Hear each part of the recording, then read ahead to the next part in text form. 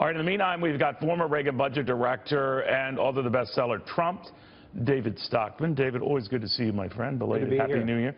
All right, well, a lot of supply-siders, for lack of a better word, David, are saying, wait a minute, we don't like this 1-2 rollout on tax cuts. Furthermore, we don't like the increasing talk we hear that they might not be as big tax cuts as we had hoped. What do you say? Well, I have lots of hope and zero faith.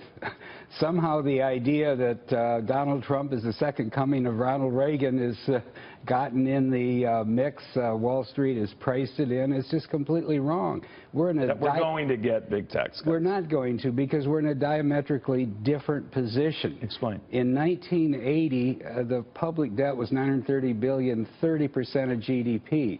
There was huge running room and open balance sheet for the accidental Keynesian stimulus that resulted from the tax cuts and the defense increase and the massive deficit.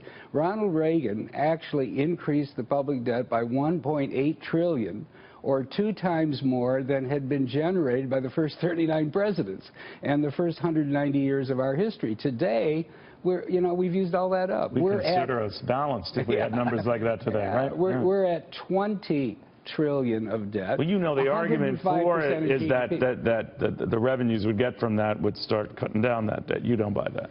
I don't buy that. You will get some reflow, but what people don't understand... They spend the reflow. Yeah, they spend the reflow, but besides that, the base case forecast is so optimistic, such a rosy scenario, that they're going to need the reflow, the extra economic growth, to get back to where they started. In other words, the CBO baseline says there'll be no recession through 2026.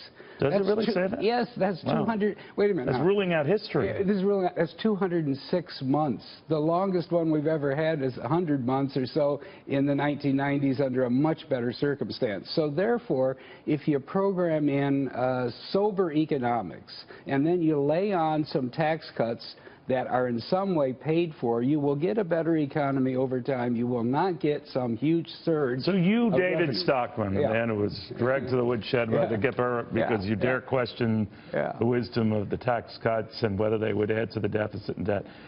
You say this would be a mistake to be looking at big tax cuts that are beyond revenue neutral, because that's the Mitch McConnell position. Right. I think they So you're Mitch McConnell. I do. Now, when he says deficit neutral, he means, well, we'll put in a little dynamic feedback. Fine.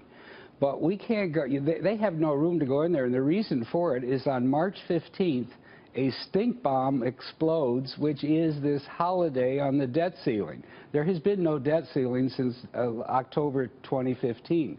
It becomes frozen in on that date at whatever level we're at, probably 20 trillion plus.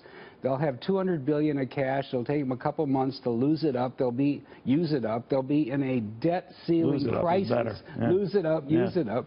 They'll be in a debt ceiling crisis by June, and all of this legislation is going to be backed up. The infrastructure, the corporate tax reform. I'm for the corporate tax reform. Over time, lower rates, a broader base, even this border-adjusted view that turns it really into a VAT is a good idea. But it has to be paid for. It can't be added to the debt. So you are in the establishment position on that?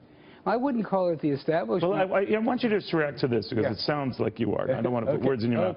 This is from former Treasury Secretary John Snow telling me yesterday he agrees with the Mitch McConnell view, pay for these things. React to this. John Snow yesterday. You know this better than I. What's your sense of where this stands?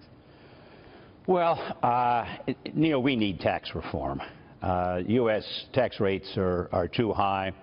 It penalizes our ability to be competitive in the world economy. I think with tax reform, Neil, most people will find that over time they get more in their paychecks.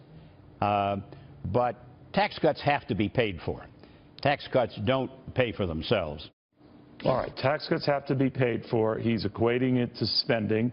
Spending has to be paid for. Whatever you risk going deep into debt for in one area, you have to make up for it in another. Do you agree with that, that there's no differentiation between tax cuts No, I don't. No, I believe spending cuts are far better, far more important than, we ought to do those first. But if we're going to have a large tax reform It needs to have pay for itself with spending cuts or a broader base or a tariff on imports and a rebate on exports.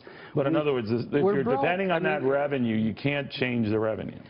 You can't, when you cut the revenue, let's say by 100 or 200 billion, maybe you'll get 30 or 40 billion of flowback, so make it a net 160. But beyond that, that 160 has to be paid for. Now, I think the Republican tax plan is a good one.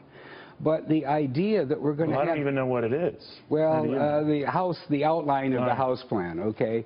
But the point I'm making is we don't have an open runway, a clean balance sheet to try some, huge experiment and an unfunded tax increase that will drive us deeper. Why? There's $800 billion in new borrowing this year alone. That's built in before one dime of Trump reform or infrastructure, all the rest of it.